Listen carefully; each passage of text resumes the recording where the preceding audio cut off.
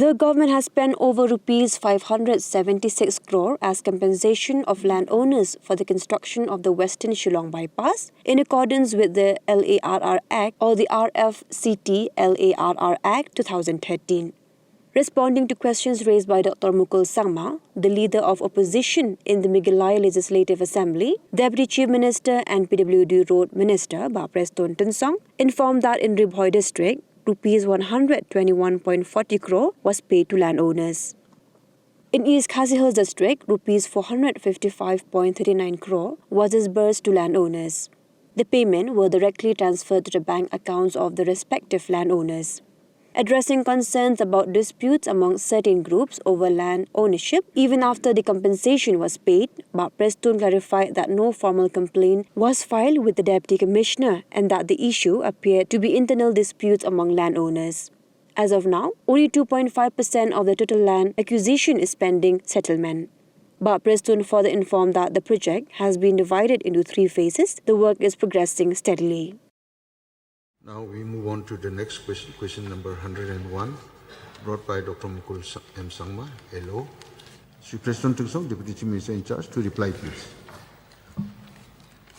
Mr. Speaker, sir, reply to state question 101. A, yes, sir. B, sir, the total amount spent for the acquisition of land for the project as per RFCT LARR Act 2013 is in Ribhoi district 121 crores 40 lakhs 63,701, and in East Khasi district 455 crores 39 lakhs 34,752, sir. C, sir. Sir is as per statement placed on the table of the House, and D, sir, as per statement placed on the table of the House. Your supplementary questions, please. Mr. Speaker, sir.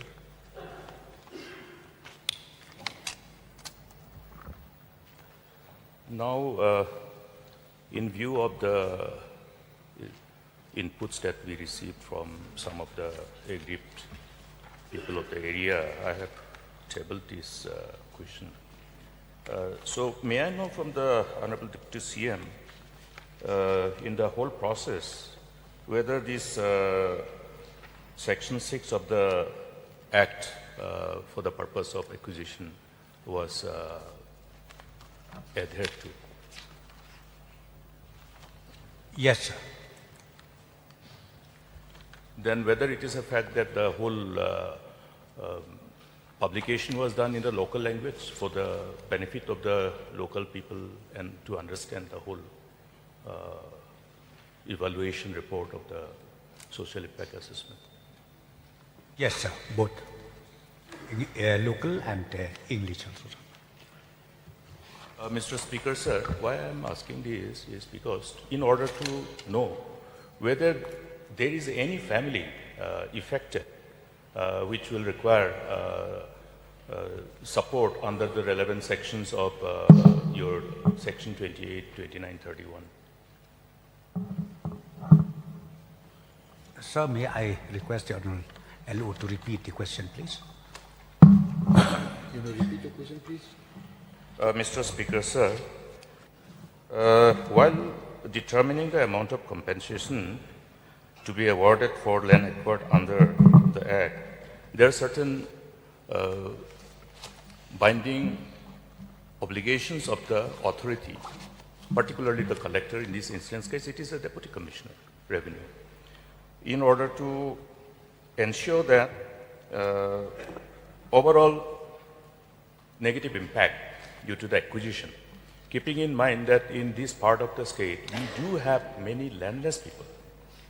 Therefore, from that perspective, whether this whole determination for award of whatever amount was paid against the acquisition of the parcel of land, whether this social impact assessment indicated any specific family who were required to be supported under this relevant section of the Act in respect of the required rehabilitation support? Yes, sir. In fact, due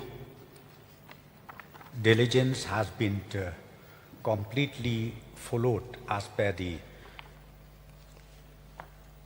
Act itself, and that also clause by clause, para by para, it has been followed strictly as per the Act itself, sir. And number two, sir, as of today, my simple reply is, as of today, in fact, all those beneficiaries who were entitled to get the compensation are satisfied, except maybe few of them where among themselves there was a kind of difference in counter-claiming the ownership issue. Only those issues were there, sir. Otherwise, as far as the amount considered for the compensation is fully satisfied by all the concerned, sir. Mr. Speaker, sir, I think we are aware of this fact that there is some problem going on in respect of handing over of the parcel of land. Even after all this process as informed to this August House by the Honorable Deputy CM about fulfilling all the relevant requirements as per the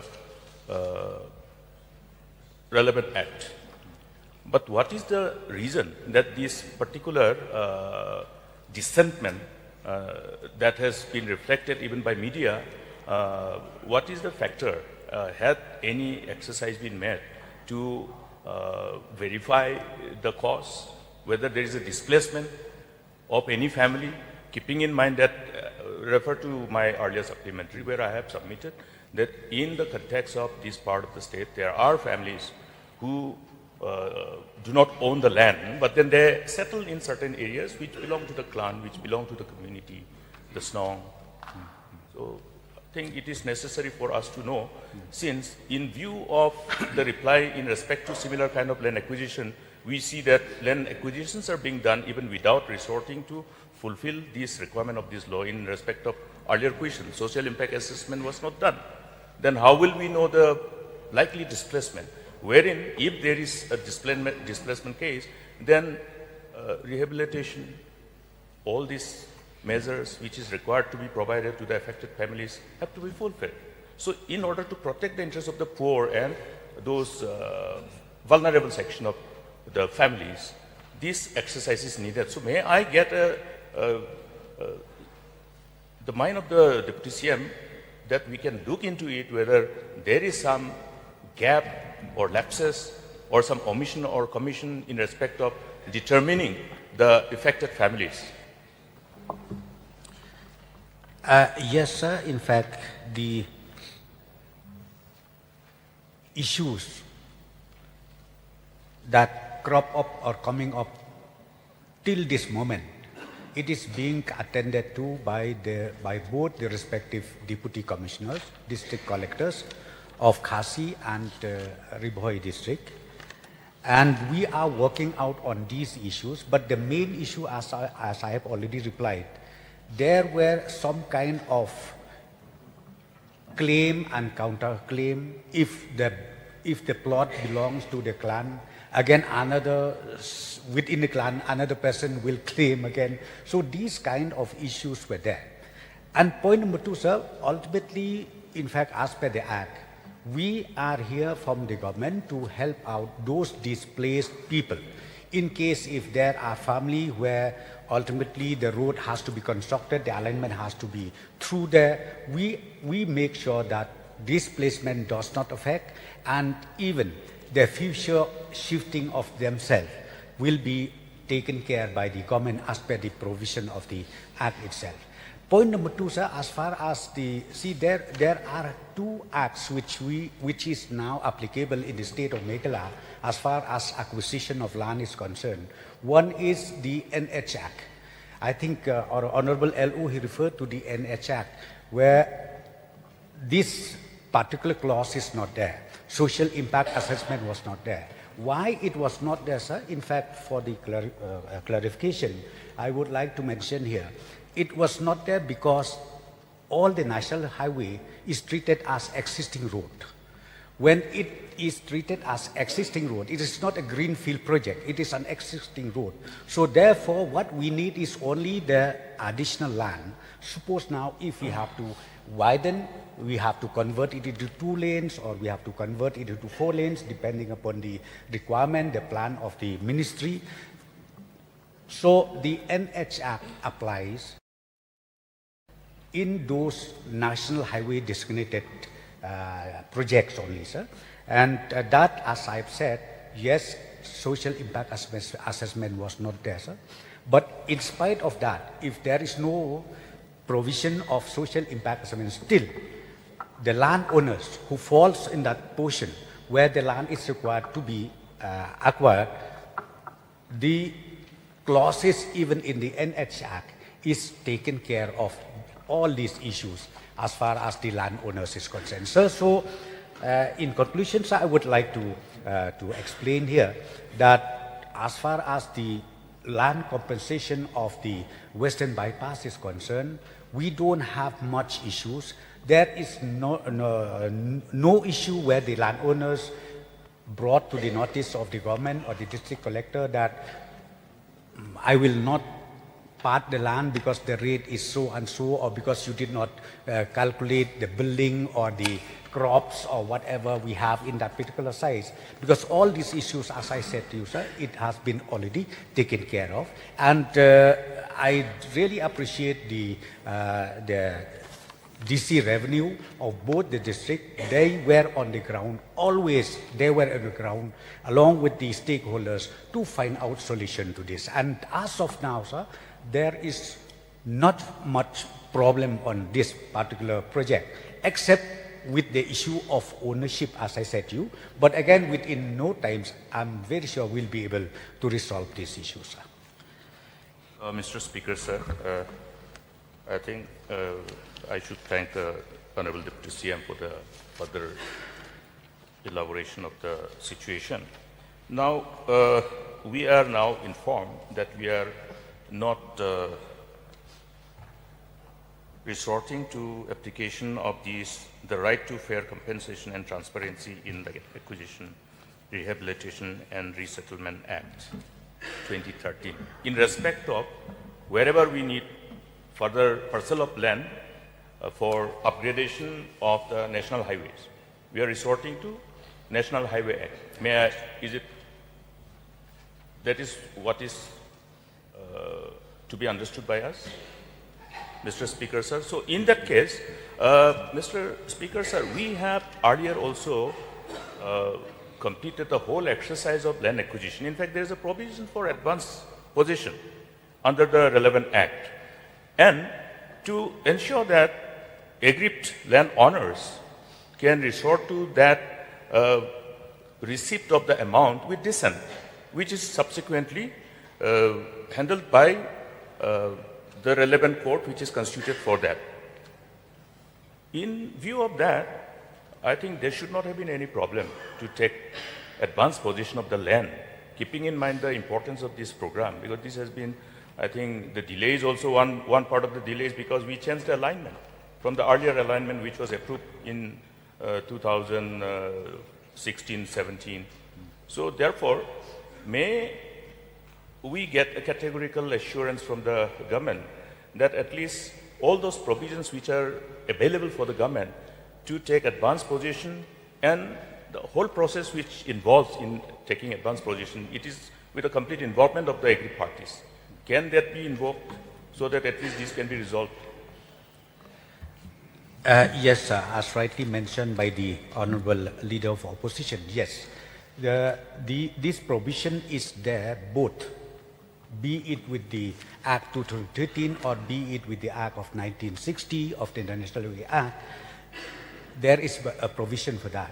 So, sir, for the information of the Honorable Member, as far as the Western Bypass is concerned, right now we have already taken over possession of the land, about 97.5%. 97.5%, And now the remaining of 2.5%, the respective deputy commissioner, district collector are working out on it. Whatever claim or counterclaim or whatever issues raised by those concerned beneficiaries will be able to resolve it, sir.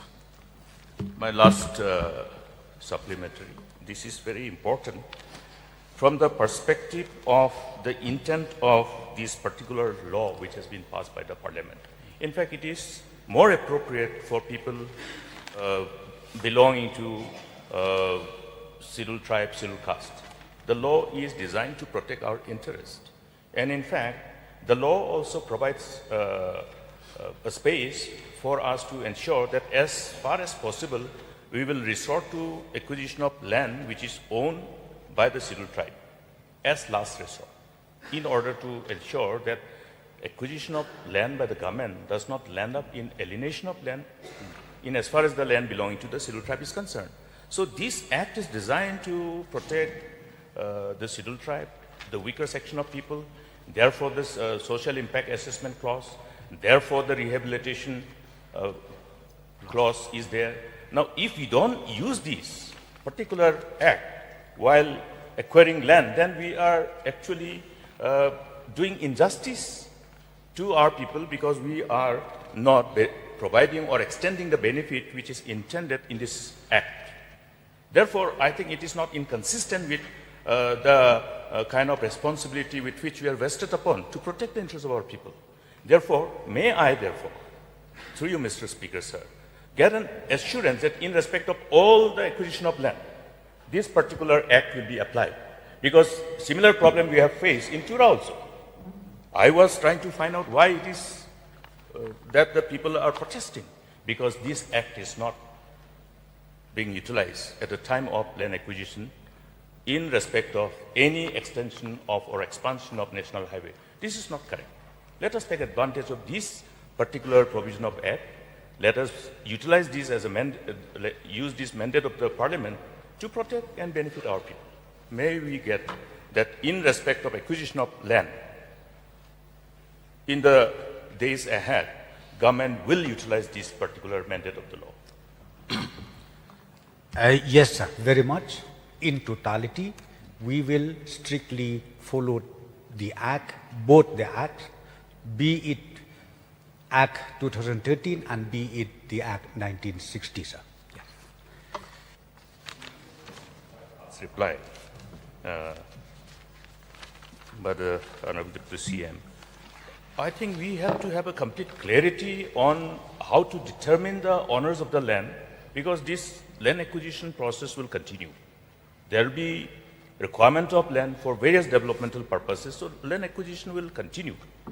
But if because of this declaration of the land ownership, there is a conflict like this, that means what is the procedure which is considered as inconsistent with the traditional law, customary law, which is being accepted? Because in respect of community land, for instance, in respect of Garo Hills, even if a NOCMA signs alone, it is not inconsistent. It is inconsistent. Rather, it is not in conformity with the traditional and customary law. Because the whole clan has to sit together. There will be no separate uncle who will speak elsewhere outside. Nor unless he is authorized by the whole clan, he will not be able to represent the clan. So there has to be a resolution unanimously adopted by the community, by the clan, and indicate who is being authorized. And this meeting, the date of holding the meeting, the place of holding the meeting, the people who are present in the meeting, whether it reflects the complete unanimity or not, this has to be ascertained by a process. That is how the determination of ownership about the community land has to be done. Otherwise, the same problem will erupt again and again. And there will be chaos in the village, chaos in the clan. We have seen it in the past. Therefore, there is no need to have this kind of lack of clarity as to who is the ownership if the process of land acquisition has been already done. But in the instant case, it is reflective that this particular approach is not being adopted in Khasi Hills. But it should be adopted. The authorities who are entrusted with this responsibility of acquisition must have a complete clarity on the approach to be adopted to determine the ownership. That's the reason why we have this problem. Otherwise, the genuine owners or even the inhabitants, the villagers who are settling in some clan land, when they are displaced, how do you take care of their resettlement? Because this law says it is not just right to fair compensation and transparency in Land Acquisition Act, but also refers to rehabilitation and resettlement. This is completely appropriate for our case. Therefore, I would submit through you, Mr. Speaker, sir, that this particular point to determine the ownership so that there is no lack of clarity and the resultant dispute in ownership crop up in the process of this whole land acquisition in future. Sir, in fact, the subject is very long. I would like to only say like this. Sir, as far as the Act is concerned, see, we have to have a notification in place from one clause to another clause, from one clause to another clause. Some of them maybe 30 days, some of them 25 days. Different stages were there. So ultimately, sir, we have given the opportunity to those even reflected name, which was already included in the list, that this plot belongs to so and so, so and so. So everything was there.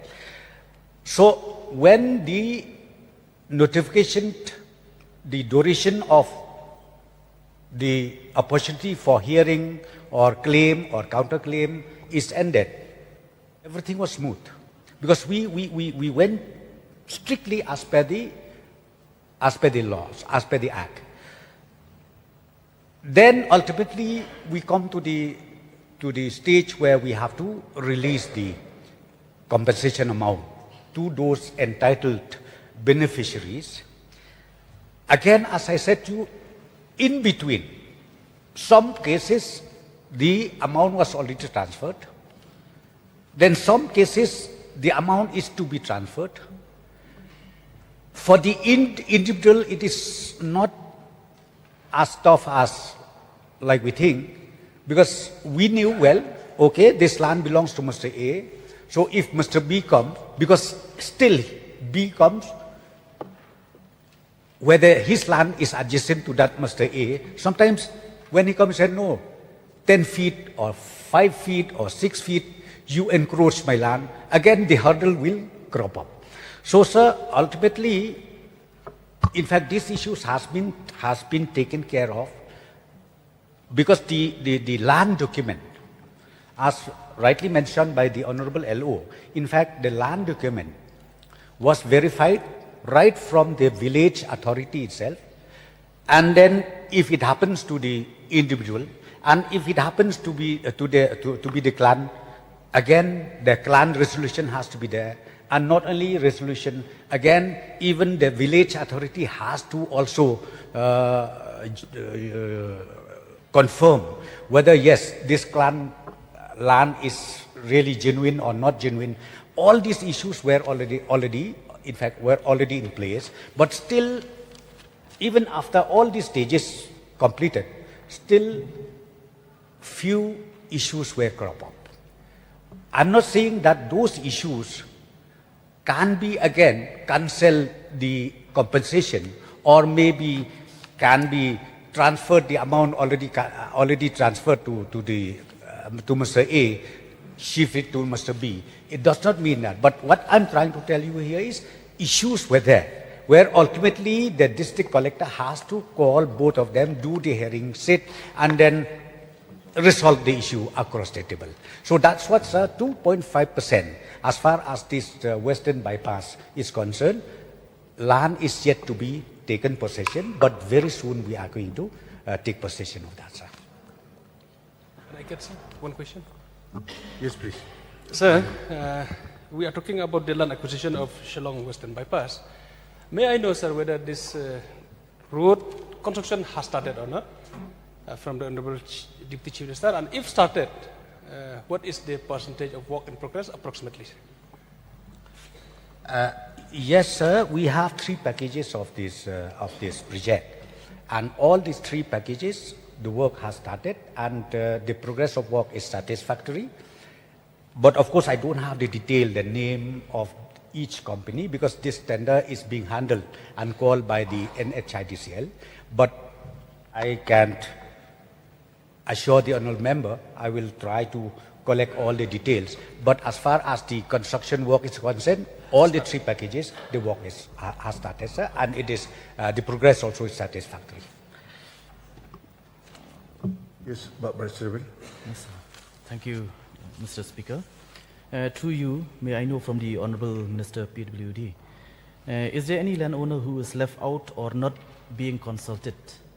Because in the last 3 or 4 days, it has come to my notice where there are certain individual landowners where they have complained that as per the new alignment of the road, in fact, their land does not come in the first alignment. It comes in the new alignment. And in the process, they have not been approached, and construction has started through their land without proper consultation.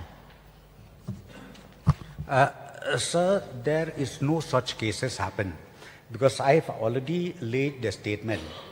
These are the names of the landowners which we have already identified, and not only identified, we sat down, consultation took place, and ultimately they are also in the same page for land compensation, and that's why only 2.5% land are yet to be handed over to the company for construction, but 97.5% land possession has been taken over, sir.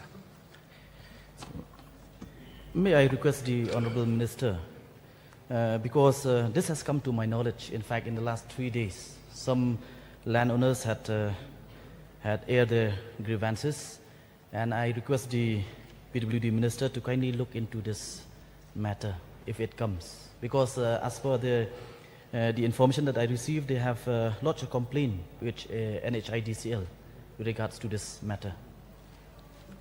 Yes, sir, the door is open. I'm there. I will see if any cases happens to be like that. I will take it up, sir.